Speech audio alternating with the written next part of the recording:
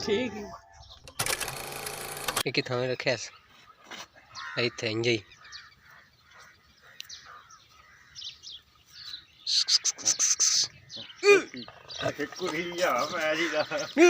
पीड़ा रख